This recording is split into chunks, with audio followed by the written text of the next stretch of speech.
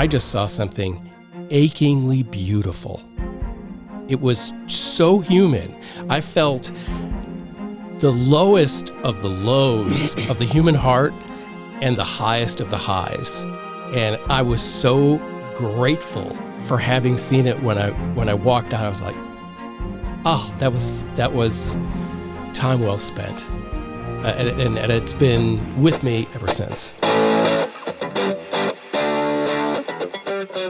Welcome to the Untitled Film Project Podcast, where you watch the movie, then let's get together and talk about it. This time, The Color Purple 2023, the new adaptation of the beloved book, the 1985 movie starring people like Oprah Winfrey and Whoopi Goldberg. And then there's been various stage versions of this. This movie was brought to us by Steven Spielberg and Oprah Winfrey, having producer credits on this. So it's got its credibility. This is Ceely's story. It's a musical. And there's dancing while still maintaining a heartbreaking impact. Today, our teacher taught us about a place called Africa. She say our mamas come from Queens over there. That means that we, royalty. Did this surprise any of you? It did me. I did not know it was going to be a musical.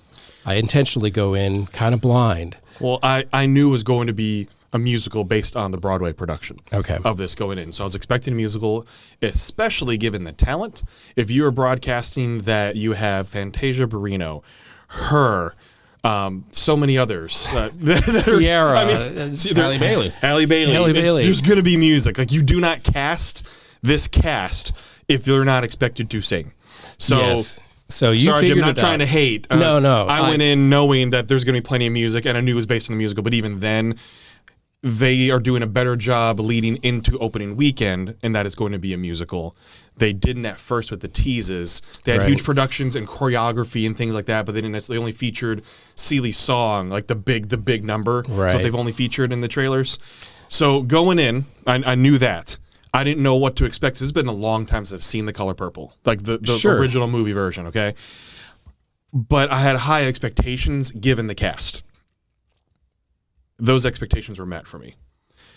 Fantasia Barrino is just chef's kiss, phenomenal in this film. I thought she was perfectly cast to play this. And then, even then, the younger version of Ceely was looked like her.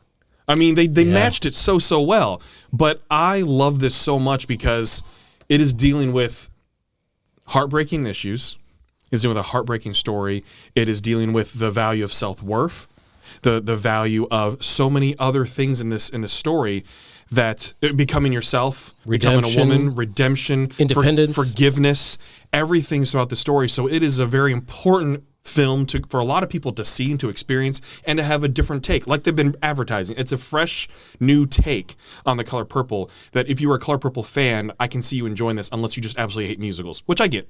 I would totally understand that. Yeah. But I loved it. I felt so fulfilled. That's the word I've been using when I've talked about this film, is that it left me feeling fulfilled with a told story, with an arc that gave me closure, that gave Ceely closure, that gave so many characters closure on so many levels, and I absolutely enjoyed it, and I'm so glad we're able to see it and to witness that, because I think this is one of those movies that's going to have a good run, and even then some after that, because it's going to gain traction. I was so pleasantly surprised when I found out it was a musical, because I mean, there is so much heartbreak and pain in this story that at some points, the music actually kind of helped me get through it, but it also, at other times, made those emotions that much stronger. So, I mean, I came out of this movie just saying, I just saw something achingly beautiful. It was so human. I felt the lowest of the lows of the human heart and the highest of the highs. And I was so grateful for having seen it when I walked out. I was like, oh, that was time well spent, and it's been with me ever since. I can't add much more. You guys have said it pretty eloquently. I'll just say that when I left the theater, I couldn't stop thinking about the film for all the right reasons. Mm-hmm.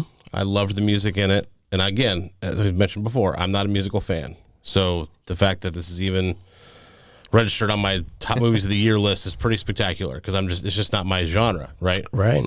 Musicals on screen now. Broadway, right? All Sure. Fine, great. You'll take I'm here for it. I understand what I'm seeing. But in a film, I don't know if it's because I've seen hundreds of movies, thousands of movies that are not musicals, and so therefore my brain's like, this doesn't belong here. I actually don't know what it is. It's just not your thing. But there's just not, I just don't get into it. But this one was, especially early on, the first half especially, was just unreal. It was energetic. It was infectious. It was like, the music and the performances brought you along for the ride. I just thought it was absolutely spectacular. How did you feel in that opening sequence where you're getting to see how close the sisters are as kids, and there is dancing, but they're sitting up in a tree, and the camera is moving somehow through the branches of the tree and then moving along with the characters as they go down the road? I was just like, they literally swept me away from the get-go. And set you up for heartbreak. Exactly. That build-up sets you up for the pain that is going to be felt very shortly after. When they're separated. Yes. Yeah. It would. When a movie's leaving us speechless, it's a good sign. So go ahead and diving in a little bit more. Coleman Domingo. He's on my notes, man. He's nominated in other critics agencies and stuff, like New York and other areas, right? He's nominated for, was it Rustin? Rustin. So in Rustin, he's fantastic. No, right. Then I'm like, dude, yes, Coleman. That's right. Spread your great performances out. Like he will absolutely be on my Music City Film Critics Association ballot for Best Supporting. Without question. He was tremendous. I believed every bit of evil and grit. There was no actor there. Yes. There was only Mr. Yes. Mm-hmm. And I hated him. Oh, yes. Yes. And not like a villain from a superhero movie. Like you hate are his soul. You're the worst human. Yeah. And that's just credit to somebody who just embodied that. And how he was able to go through his own redemption arc as well. Yeah. Being punished and everything too because of the curse that she laid on him, basically. Right. And he had his own redemption to where even he was welcome. Do we agree with that all the time? Not necessarily, but we got to see an arc on screen that showed his range again as well. Yeah. And that's what Coleman Domingo has, is so much range in the characters that he plays. He develops it so well on screen, and like you said, he becomes that character, and you don't even think, oh, that's Coleman Domingo. You're like, that's Mystery. Ugh. Let's talk about Fantasia Barrino and Danielle Brooks. Those actors, they played those characters in various versions of the stage performance. And what a great decision, not only because they're so good actors and singers, but they've already fleshed out those characters so well that again, they melted into those characters, and I forgot in 1 second that I was watching Fantasia Barrino, who was once on American Idol. You know what I mean? And Danielle Brooks was just like so good, like such a scene stealer. She commanded the screen and your attention every time she was on the screen because of the way she delivers her lines, yes, her body language, that immense like powerful woman on the screen. Right. That no one was going to mess with her. Yeah. She didn't take from anyone. And I love that because she commanded that role and you believed it as well. She made you believe that. I felt like all the characters that I saw on screen that had no idea what to do with her. You know what I mean? Like I felt their uncomfortable, nature when she came in and just, bam, hits you with just one sentence. But that sets her up, though, for having such a contrasting act to play when she's caught, thrown in jail, Yep. right? All those things. Like, it's just because she's so just a force of nature early. Yes. And then all of a sudden it's all stripped away. Right. And she's got to be humble and almost quiet. like and quiet. She's in and- freeze, not fight or flight. She's in freeze. Yes. And it's just, Yeah. it's so, it makes it more powerful. Yeah, because she was a stick of dynamite in the room, and then all of a sudden you see what she's reduced to. It was just marvelous. And then to see her with the cycle come back at the dinner table. Yep. And see the personality come back, I loved it so much. And then just to make sure we don't forget, Corey Hawkins, he's had some great roles. I mean, he was in The Heights, seeing him in this as well. Another good supporting type of role. Dr. Dre and Straight Outta Compton. Oh, yeah. There wasn't as much range shown with him in this, but in terms of a great supporting type of role, Corey Hawkins, again, such a wonderful cast. Yeah. Like in terms of ensemble, this is going to have to be up there. It's got to be. There's so Right. many great ensemble, like Oppenheimer's obviously going to be there. Sure. Barbie. This is a great ensemble cast. Unbelievable, yeah. 100%. yeah, even you take a comedic actor like David Allen Greer, Yes. Yes. perfectly cast Yep. in like a somewhat comedic role that's needed to kind of balance, all the heartache in this movie. As the preacher and Suge's dad. Yeah, it was great. And which leads us next to Taraji P. Henson, Oh, man. She channeled her empire in this, too. right? How many tricks does she have in her bag? She's great. Again, she commanded the screen as well. That- When you have so many, just not let's say big personalities, but so many women that can just draw your attention in. She's one of them. Danielle Brooks, Fantasia when she's performing as well. So many of them that they balanced it very well throughout the entire film. That they weren't a distraction ever to each other. There was such great chemistry on the screen too. Can happen. Yeah. It can. Pretty easily, actually. Absolutely can. Bradford, I love that you mentioned that because, juggling big characters and people who can really bring it and getting them so that they all get their time and nobody's, over, taking somebody else's spotlight. Like that is, a credit to the producers and the director of just giving everybody their chance to shine, but nobody was shortchanged in the process. I'm still blown away by this movie. Francine Jameson Tanchuk, lead costume designer, incredible job for not just period clothing, but also as they progress with Celie's character and how they dressed her at the club that was built, that Harpo built. The great costuming, just it set the scene so well with the set design, the choreography, the costuming, the music, all just meshed so perfectly well together. And that's what makes a great musical on screen, right? Like you have to have all those elements coming together so well for people to truly enjoy it because it's setting the tone and the mood. Because if you have costuming or set off and you have the other two right, it still takes people away a little bit. You could have great set, great costuming, great choreography, but the music's maybe slightly off, takes away. All four of those elements mesh together very well. And I think that's why we're all enjoying it because when you start breaking it down, all those elements went so well together that it put you into the film and you felt emotionally connected to it. Throw set design in there as well. Yep.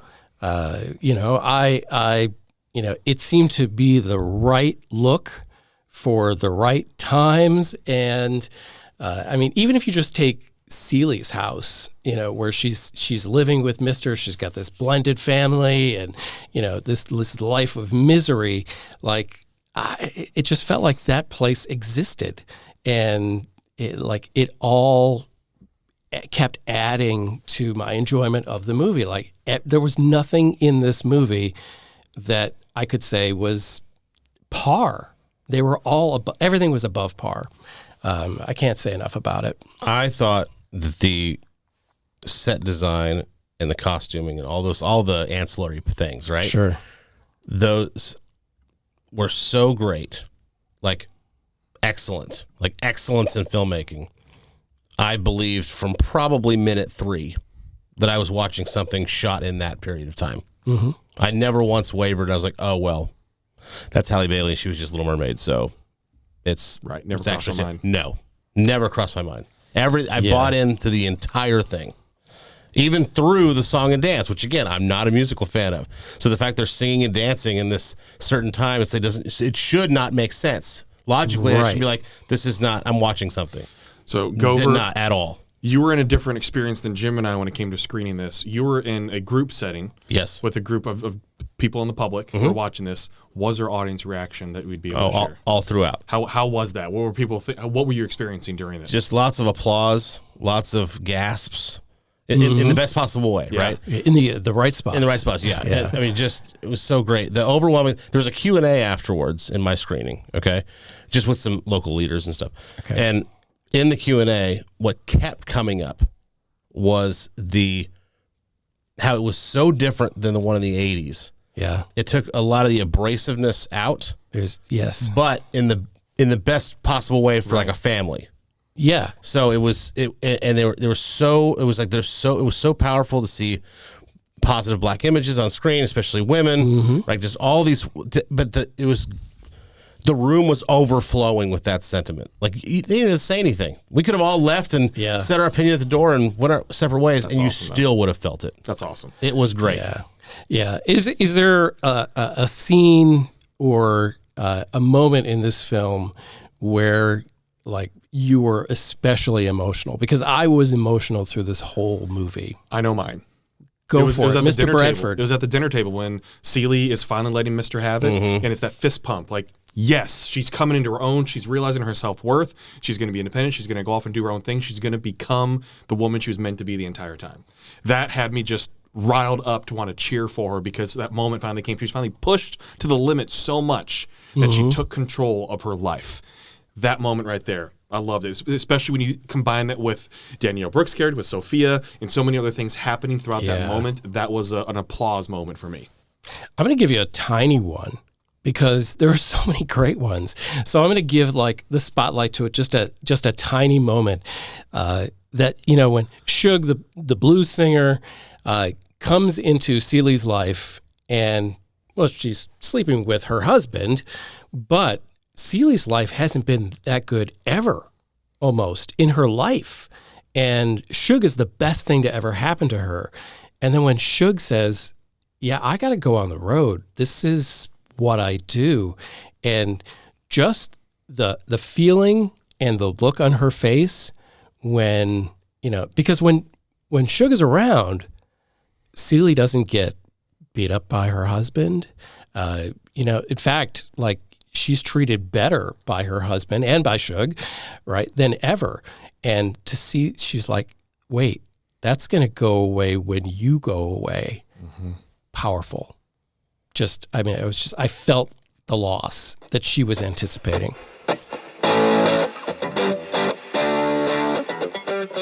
All right, let's get some scores on The Color Purple. It's at the end of the year. This happens to be the time when award season is coming around. We're comparing, I'm sure, this film to some of the best that have come out this year. Where does it rank numerically? I'll just say that I gave it a 9. I mean, this is one of my highest scoring films of the year. I think only Oppenheimer is above that. And I would argue that Oppenheimer is the better film for Best Picture. I would even argue that Christopher Nolan should get Best Director. But I'm also willing to say I understand if you vote for this number 1 and Blitz for Best Director number 1. It's one of those things that I can totally see, just depending on how it hit you, maybe when you saw it, how you saw it. If you saw Oppenheimer on a smaller screen, a big screen, but a smaller screen as opposed to the IMAX, which we saw that was 70 millimeter. What was it? 70 millimeter. Yeah, I mean, like, you know, we saw how it's supposed to be. The perfect maybe screen. that was the difference. Right. Like, I don't know. But either way, it's one of the best films of the year. It will absolutely be on my Best Picture ballot. I give it a 9. Nice. I got to echo that same sentiment. And I wouldn't be mad if somebody, any award goes to this film instead of one of the other great films that we saw this year. I'm giving it at least a 9 because it's one of the most stirring movies among a season that had, you know, Killers of the Flower Moon and Barbie in its own very different way, and Oppenheimer. It's just right up there. It absolutely is. And like we talked about, all the different elements that have to work really well for a musical film to do well and to hit a general audience and to push a message across, to leave you fulfilled, with your heart warmed, with just a sense of closure as well for characters in a film. It accomplishes so many things. And on top of that, you have great production, great costuming, fantastic music. I mean, Fantasia Barrino has not acted in many things at all. It's mostly been herself. Yeah, this is really her first major film role. And it's a big one. Yes, and it is. It's not just her singing. Like, you can throw sometimes singers into musicals, and it's like their role is just be yourself and sing, right? Right. It happens all the time. That's fine. That's totally fine. She acted in this movie. She had emotion. She had range. She had everything you think of. I wouldn't think of her as just a singer.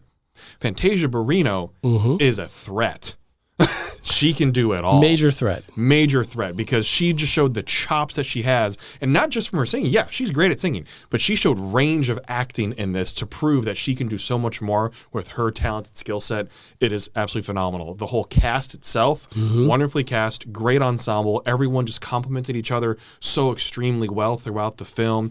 Like Gover said, Blitz Bazawule deserves so many commendations. And you think if there weren't so many strong movies out this year, how much this could easily jump. But this is going to be fresh on a lot of people's minds, right? It's not. It's calculated, but it's another one of those. It's a good time of year for this to come out as well too, because you want to feel things. Emotional movies a lot of times are great to come out right now because you can go with family, maybe older kids. Maybe there's some adult concepts that are covering this. You want to be able to explain and have discussions with family about. Think of all the black families, just for example, that are going to go see this over Christmas break.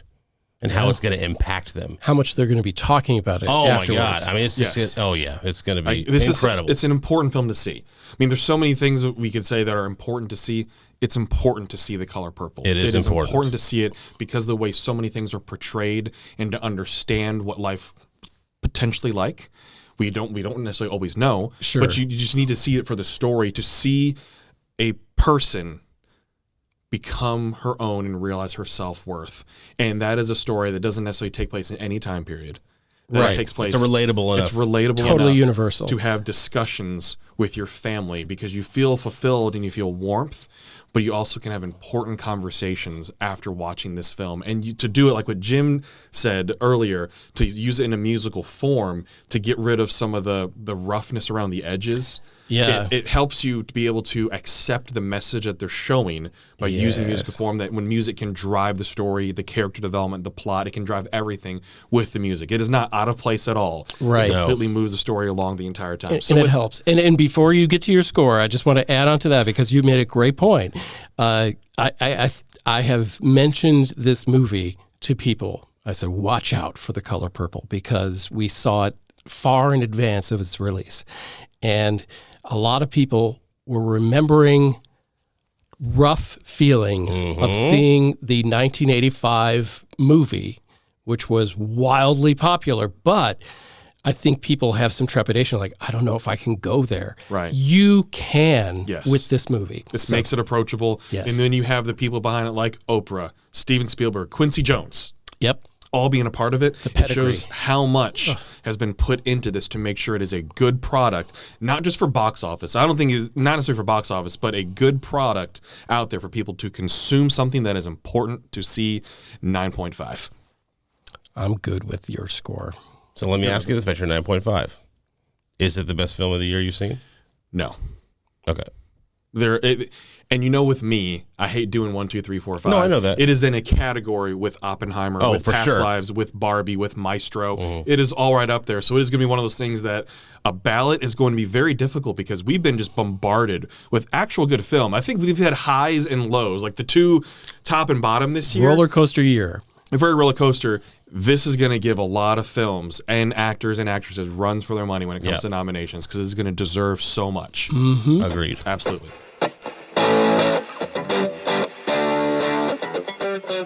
All right. Well, we have gushed on The Color Purple, and it deserves it just as much as we trashed Aquaman. That's right. Aquaman, don't go see. Color Purple, make a point to see. Exactly. Yeah. Let's get to our big question. And this comes from Mr. Bradford. All right. Big question. There have been so many movie musicals. I don't think people realize how many movie musicals there are. Lion King it can be considered a movie musical, right? There's so many out there. So I want to know, not the best, So I don't want you to put your critical hat on. I want you to put your favorite hat on, your emotional hat on, the what you want. What is your favorite movie musical? All right. Well, because I've only seen so many, I'll start. Probably seen more than you give yourself credit for. Let's go to the guy who usually doesn't like movie musicals. I want to know what you are going to pull out of your hat. Okay. Well, I'm going to pull out A balding Hairspray. man. Oh. I went and saw Hairspray, I think reluctantly. I think somebody wanted to see it. Sure. And I was No. like, A okay. lot of us have had those movies where we're pulled in. Our initial feelings, we're like, no, but circumstances bring us there. Right. And the circumstances brought me there, and I got a lot out of it. I really enjoyed it. Now, again, is it rewatchable? Have I bought it? No. But when I was there, and even like to this day, I still think every once in a while of John Travolta, as the mom in Hairspray, and the fun musical numbers that there were, and how the story moved along through the music. It didn't seem out of place. It didn't seem like, oh, we're doing this 15, 20-minute regular, normal movie dialogue scene, and then here comes a song. Like it wasn't like that. It was what a musical should be, in my opinion. So, again, very limited, class of movie I've seen, but Hairspray is mine. And Hairspray is not problematic at all. Not at all. Dude, I couldn't even tell you. I know. I just have to make sure we have that in there. I just like the music. I know. Yeah. This is Jim, and this is okay. This is funny because somewhere off air, we were not recording when this movie came up, but it was already my answer, and it is La La Land with Ryan Gosling and Emma Stone. Very good choice, Jim. It's like one of my rewatchable movies. It is a movie that I listen to the soundtrack quite often. And if I need to feel something, I listen to the audition song from Emma Stone's character that launches her career towards the end of the movie. Because she begins by just speaking in a monologue, and she does this slow transition into singing about her grandmother and the Seine in France, and like I'm like, how did you do that? I still, after hearing it a whole bunch of times, I don't know how that's happened. And it makes perfect sense for this movie because it is about a guy who loves jazz, and he's performing and he's doing this great music. And she is a, multi-talented actress. So everything made sense. It does get, a little weird, like in the dream sequences when they're floating above the observatory, but I still didn't care. I just, there's something about that movie that just resonates with me. And when I saw it in the theater, I'm such a sound person. Sound affects me a lot. Audiophile. Yeah. And I went to my local crappy theater with a bunch of other people that I would have talked out of going to this theater because I always have a problem when I go there. It's out of focus, whatever. We saw La La Land, and the speakers were at 30% volume. That's where I'm going to put it. Okay? And now, if you're going to see a musical, you need to hear it so much that you feel it. And even with that disadvantage of the speakers, and I told it, ran out of the theater, please fix the sound in this movie. They didn't fix it. I bought the film. So La La Land's my favorite musical, at least great. Of recently. That is a very good choice.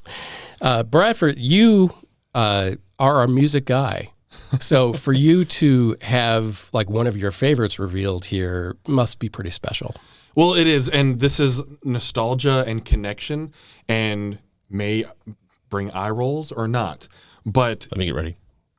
Please. Okay, go ahead. My favorite is Moulin Rouge. Just kidding. That's good. Just kidding. So Baz Luhrmann, it's one of those you don't know with Baz Luhrmann. Yeah, but when Moulin Rouge came out and I first saw it, especially think of me, this is a couple years right before college, theater major, band nerd. Man, it was It hit all It your... hit every single box. It was right in the pocket. Kidman. Yeah. Whew. Satine Nicole Kidman. Ewan McGregor. Ewan McGregor. John Leguizamo. Yeah.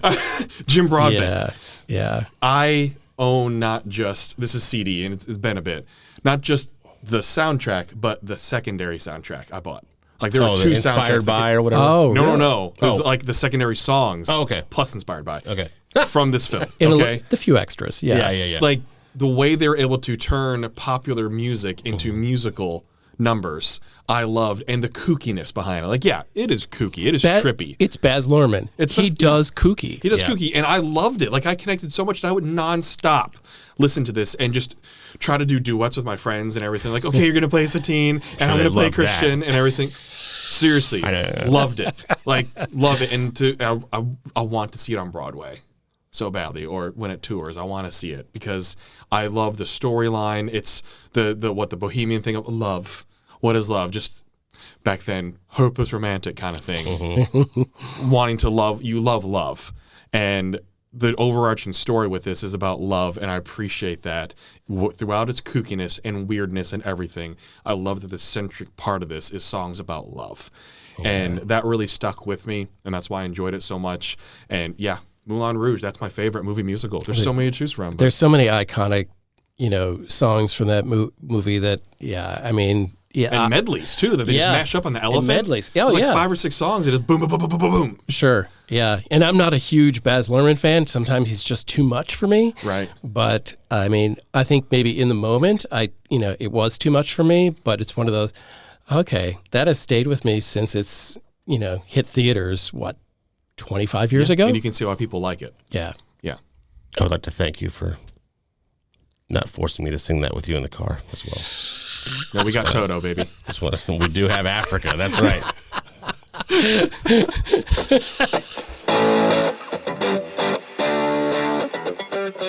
So you've been listening to... Oh, sorry. I'm so sorry. Oh, Mr. Musical is... I was singing Toto over here tonight. See?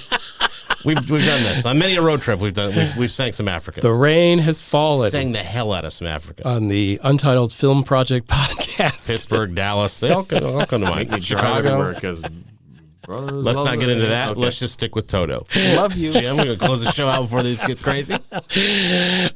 He's Jeremy Gover and Justin Bradford. I am Jim Chandler.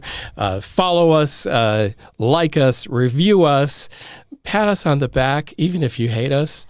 But please ask permission before you touch us. Thank you. That's right. I'm a hugger. I'm still afraid of the people who, attacked me after Priscilla. You're afraid of them? What, and they're walkers? Yeah, I know. They do have tennis balls at the bottom of those walkers, so I guess that would brace the impact. So, no, okay, I'm fine. Okay, great. Yeah. I feel good. I'm Clutching safe. their pearls. Thank you for listening to the Untitled Film Project Podcast. To support the show, please rate, review, follow, and subscribe. Original music by Jeremy Schwartz. Special thanks to the Music City Film Critics Association. Editing and post-production by Jeremy K. Gover. Voiceover by Chad Bennett.